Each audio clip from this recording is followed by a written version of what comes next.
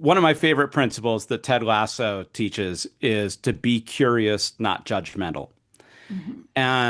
And I think that connects with that previous point of like not reducing people to positions, right? How do we avoid doing that? How do I avoid reducing somebody to a position? How do I see a person as a person? I'm curious. I mean, it's judgment that makes us reduce people, right? Or once we've done that, then we judge them for who they Mhm. are, what they've done, or the story that we tell about them. Right. Um, Yeah. and that's so much what conflict is. Conflict is all about stories. That's Mhm. because it's all about relationships. Conflict is all about the stories we tell about ourselves and about other people and about our relationship with one another. And and I love so the Ted Lasso principle of be curious, not judgmental. It helps us tell better stories. Welcome to All Peacemakers Needed video series. I'm here today with an honored guest, Dr. Patrick Mason. Dr. Mason is a professor of religious studies and history at Utah State University, where he holds the Leonard J. Arrington Chair of Mormon History and Culture. He is the co-author of Proclaim Peace and also hosts a podcast called Proclaim Peace. Welcome so much, Dr. Mason. We're so grateful to have Uh, you. I am so honored to be here. Thanks for the invitation. So, we like to start our little interviews asking a little bit about our guests and just tell us whatever you want about yourself, but we particularly are interested in your hobbies. Yeah, well, I'm busy with the kids, so probably a lot of your listeners can relate to that. So that eats into hobby time. But I'm married. I've got four kids. My oldest is just graduating from high school next week, and then Awesome. 16-year-old twins and a 10-year-old. Oh, And so we're definitely in the thick of it in terms of parenting. We live here in Logan, Utah. I teach at Utah State, like you mentioned. I'm originally from Utah, but I spent most of my adult life outside of Utah, including 10 years in Indiana. That's where my wife and I met. We were both students at Notre Dame. And so we spent a lot of years in South Bend, Indiana. Absolutely loved it. Some of our best memories are there in the Hoosier State. In fact, our twins were born there as well. And so, yeah, we I'm just really blessed to live a rich and full life. yes, you do live a rich and full life. Thank you so much. You graduated, as you mentioned, from University of Notre Dame, the Kroc Institute for International Peace Studies. One of your degrees is from there. And you have written and spoken extensively on peace and co-wrote Proclaim Peace with David Pulsifer. So asking you what is peacemaking to you might garner an expansive response, but we do like to ask our guests, what is peacemaking mean to you? Yeah, I could we could be here a while, but I'll try to keep it short. To me, peacemaking is really at its heart the effort to build and maintain full relationships with people, relationships that are resilient and that are built to offer the opportunity for everyone to flourish. So peacemaking isn't afraid of conflict. Most of us are conflict avoiders. That's the number one conflict style. That's certainly my conflict style. And so I've had to learn a lot about getting comfortable with conflict. I'm certainly not perfect with that. I still like to hide under a rock whenever I can and just hope that the storm blows over. But peacemaking is about for me, it's all about relationships. That might be the relationship with yourself. There's a kind of building peace in your own heart, in your own soul. There's building peace with God. That most of our peacemaking is with other people in the kind of interpersonal space. And then, of course, there's kind of structural and political and other things like that. But for me, it's fundamentally about relationships and building the kind of relationships where everybody can get what they need and what they deserve. And that requires a lot of negotiation. That requires a lot of forgiveness and love, trial and error. But ultimately, that's what peace is to me. It's that kind of Old Testament sense of shalom, which is about wholeness, and it's about everybody getting what is needed for them to flourish. Wow, that is so wonderful. I love that. Do you have a relationship in your life that you feel is representing that you want to share a little bit about? The most important relationship in my life is my marriage. And we've been married more than 20 years now, 22 this year, and so obviously we've gone through our ups and downs, and conflict is just a normal part of any relationship. And I think it took me a while to learn that. Again, my tendency is to kind of ignore or avoid conflict, and it's actually been something that I've really been working on in recent years, is really learning how to do conflict better in my marriage. Mhm. And I think my wife might say the same as well. We have complementary personality styles, Mhm. but different personalities, and we approach things differently. We see the world sometimes differently.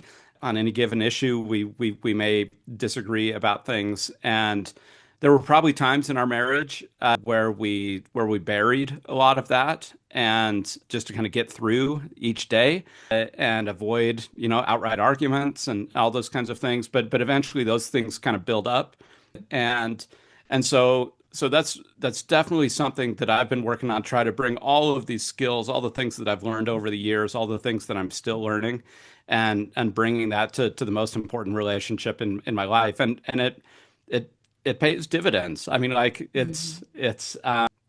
it's actually a pretty phenomenal thing to see when a relationship that you really care about gets transformed for the better. Mhm. And it's hard work. It requires vulnerability. It requires, for me, I like to be good at things, and I don't like to do things that Mhm. I'm bad at. But it requires me admitting that I'm not always good at things, or there are aspects of our marriage that I can improve on. And and also, one of the first impulses we have with conflict is to look at the other person in conflict and say, Mhm. if they were just able to change A, B, and Mhm. C, then Mhm. then our relationship would be great, right? Mhm. And one of the most important things I've had to learn is like to ask the question instead, well, maybe if I changed A or B or Mhm. C, or maybe all of those, but even if I could just identify one thing that I could work on, then that actually magically transforms things a lot more than just sitting around waiting for the other person to change. Right. Yeah, what great advice. One of the hopes or goals we have with our little group is for all of us to look introspectively about how we live our life and try to be practicing peacemakers in our, homes and then maybe beyond. And since we've been doing this group, I have a relationship with my mother. She lives with me. She has dementia. Sometimes frustrated with her. I, feel overwhelmed, all those things when you're a caregiver.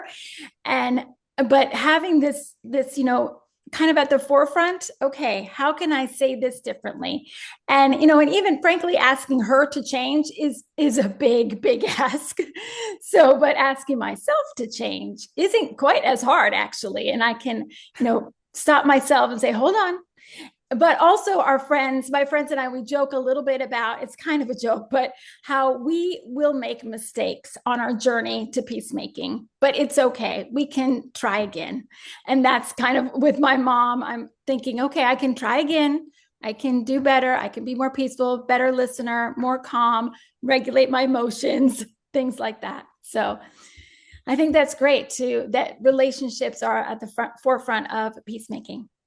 Yeah, and that's why I like one of the things I learned while I was at Notre Dame actually was a paradigm called conflict transformation, which is different than conflict resolution. Mm-hmm. Oftentimes that there's an approach with conflict resolution, and it oftentimes is applied like in legal and business settings, and so it makes sense there. It's like, oh, we have a conflict, how do we solve it, right? Mm-hmm. How do we get to yes? How do we get to some kind of thing where everybody is a kind of win-win? Right. Well, the most important relationships we have, it's not about solving the conflict.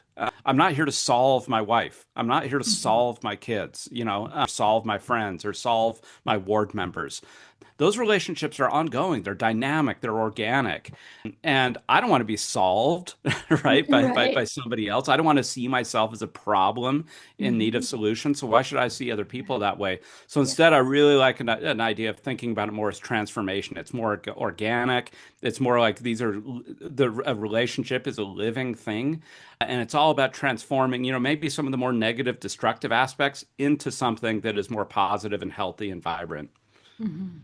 Wow, such great sage advice. Thank you. In one of your speeches, you shared an experience that highlighted to you that training, knowledge, and even experience with peacemaking doesn't necessarily translate to the character of a peacemaker when we are confronted with personal conflicts. You said we need to build the character of a peacemaker. I love that concept. Can you expound on that and explain that more to us? Yeah, yeah. I'll just share the experience that this comes from, and so Mhm. it actually is grounded in my graduate school experience. So when I went and got my graduate degree in peace studies, there were something like 24 or 25 students from like 20 or 21 countries. I mean, it was this incredible international group of people, like truly amazing people who they were already doing great peacemaking work in their home countries and home societies. And then we all came together for this year, got a master's degree, and then people kind of spread out all over the world. And we have this kind of alumni listserv, not only our year but all the other years of all the other cohorts of people who have gone through this graduate program. And so there are hundreds of people on this listserv, and these are highly skilled, highly trained people who have received just A+ training in the skills and concepts and theories of peace building. Well, and most of the time, the listserv is a pretty sleepy place. People post like job announcements and stuff like that. Maybe they'll bring Mhm. up some issue. But when the Hamas attack on Israel occurred a couple of years ago, the listserv immediately just like blew up. I mean, almost literally. Like I mean, people feel very passionately about those issues. Of course, a lot of Mhm. the people on the listserv are Palestinian or are Israeli or have deep ties to the region. Of course, we're all friends, or we know other people who are affected by the conflict. And this listserv of hundreds of highly skilled peacemakers just devolved into, I mean, it really would have been no different than anything you could have seen in any other corner of the internet, in terms of the ad hominem attacks, just I mean, of course, people didn't, it wasn't just that people felt strongly, is that they were attacking each other, right? And there was real enmity displayed. And it just made me realize, like, how hard this work is. All right. Yeah. If even people who are, highly skilled and highly trained, if we too can get caught up in the same conflict, patterns and dynamics as anybody else. And for me, that experience showed that maybe we had learned a lot of skills and concepts and theories, but what we weren't displaying was that kind of heart of peace. And so I think it's more peace building. It does definitely require skills. And I'm convinced that the peace builders are made, not born. It's not just some people like come out of the womb and they're like, boom, like Gandhi, right? These things are things that you have to learn and develop. But I think the primary thing that you have to learn and develop are the set of personal characteristics and virtues that the kind of heart skills that without which it can be a kind of you might have some technical skills, but without that, your peacemaking, I think, is gonna ring shallow and probably come up short, especially in crisis moments. Mhm. So the heart skills. Yeah. Okay, wow, that yes. Yeah, I just love this idea of a character of a peacemaker, a peace builder, as you're saying, and how we can, bring that characteristic in our life, study about it, practice it as best we can. And learning from experts like you, we've been really blessed with meeting with several experts about peacemaking since we started our little group. And so it's just so enlightening to us because, we're kind of not like we're nobodies, right? We don't know really anything, but we just have this big desire to learn more about peacemaking and spread the concepts of it. And as I mentioned earlier, to change our own heart and our own actions related to peace. I wondered if you could expound a little bit more on these skills. These, like you said, peacemakers are not born; they're made. So can you give us maybe more specifics, like everyday people like us who don't really know a whole lot about it, but want to be more intentional about peacemaking in our homes, communities, and beyond? How can we start? What can we do? Yeah. First of all, I want to give a shout out to the everyday peacemakers, right? I mean, I mean, seriously, like sometimes we look at, Martin Luther King or, Nobel Peace Mhm. Prize winners, and we're Yeah, like, oh, those are the real peacemakers. right. I was just writing for a book I'm writing. I was just writing about the civil rights movement in Nashville in 1960. And this was one of the very first times that sit-ins were used, and it was all done by Mhm. college students, and they were led by a Methodist minister named Jim Lawson, and they got training. They spent months and months training in a church basement on the character and the skills necessary to pursue a nonviolent movement before they ever sat at a lunch counter. Mhm. But they talked about one of the things I loved is John Lewis, who would eventually go on to be a U.S. congressman and one of the great leaders of the civil rights movement. Mhm. He said, one of the great things about a nonviolent movement, one of the great things about peacemaking is that anybody can do it. Right. In, Mhm. in, in the military, we prize people who are stronger or taller or faster, who learn how to, shoot a gun or, whatever. There's all these kinds of skills. But he says for Mhm. peacemakers, anybody can do it. He talked about, Mhm. that it was just important in their movement, like the women who were packing the lunches and Mhm. feeding them, as it was the people who were actually sitting, at the lunch counter or going to jail or doing some other those kinds of things. And I think that that's exactly right. Male or female, young or old, whatever your abilities are, anybody can be a peacemaker. So like shout out to the everyday peacemakers. And I think we start one of whenever I teach my students and I teach my peacemaking classes here, the first principle, and it is a skill that we work on, is to see people as people, or put another way, to not reduce people to positions. One of the first things we do in conflict is we dehumanize people, sometimes not in like really horrific ways that lead to like, Mhm. horrible violence or things like this, but Right. but we dehumanize people in the sense that we no longer see them in their full humanity. We just see them as a position that they're taking.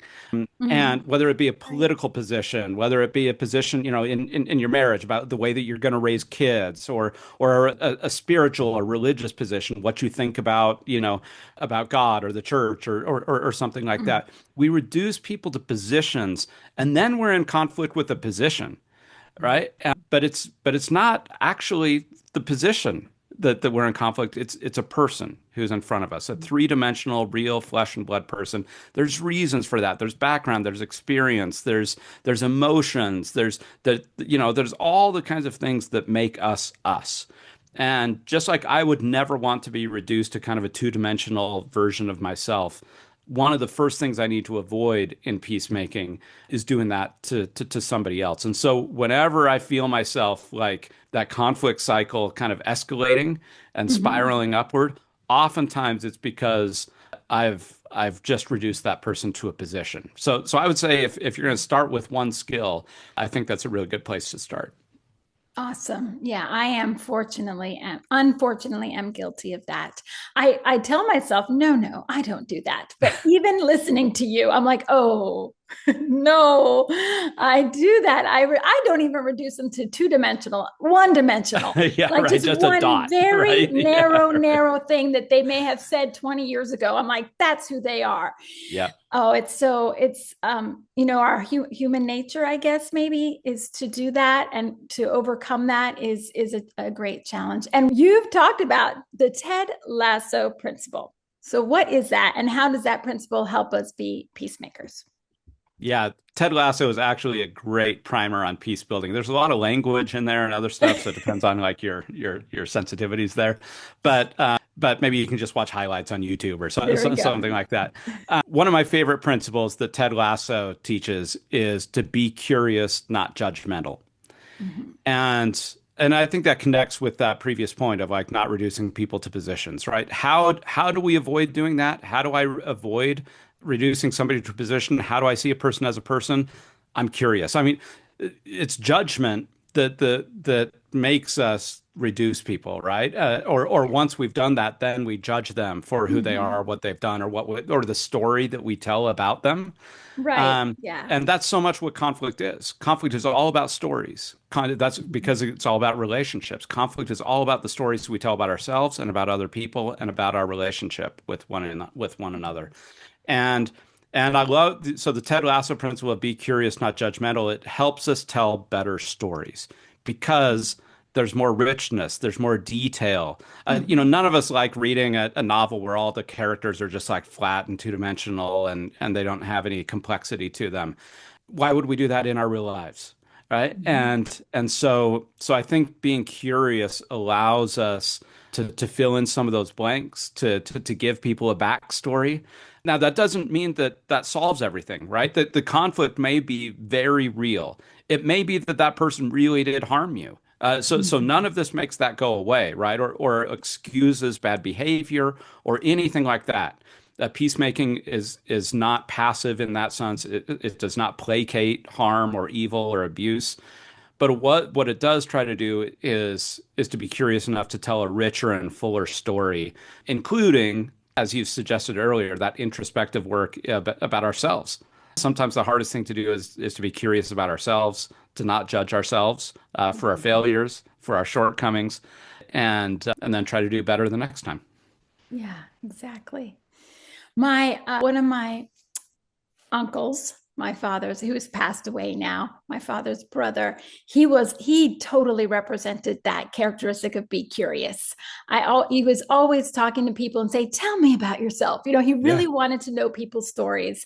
And it was, it not only was he I should say, by practicing that curiosity, at his death, the very first thing I thought when I thought of him is he is someone who knew that I was of great worth. Mm. And I knew I could feel that in him just because he was curious about everybody, and me, someone who saw him maybe once a year. And so, yeah, I think that's a wonderful, like, offshoot, I guess, or benefit of being curious is how you make that other person feel. Yeah. And so I think, and not only, of course, helping you understand about them and seeing that big picture. So, all right. And Is and there and any? that's the and just build on that. I mean, that is Mm, that's the transformative aspect of this, right? That there's right. it's True. not a magic wand. You can't force people to react or I mean one of the things about peacemaking is we have to let go of the outcomes Mm, because we cannot predetermine or anticipate how the other person's going to respond.